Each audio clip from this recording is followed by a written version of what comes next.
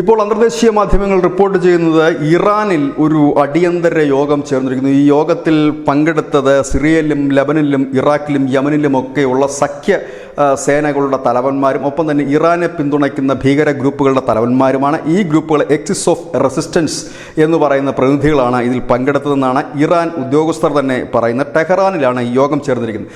ഈ യോഗം പ്രധാനമായി രണ്ട് തരത്തിലുള്ള തിരിച്ചടി, ഇസ്രായേലിനെതിരെ രണ്ട് തരത്തിലുള്ള തിരിച്ചടിയാണ് ആലോചിച്ചത് എന്നാണ് പുറത്തുവരുന്ന വിവരം. ഒന്ന്, സഖ്യ സേനകൾ ഒന്നിച്ച് ഒരു നിമിഷം കൊണ്ട് ഇല്ലെങ്കിൽ ഒരേ സമയത്ത് തന്നെ ഇസ്രായേലിനെ ആക്രമിക്കുക.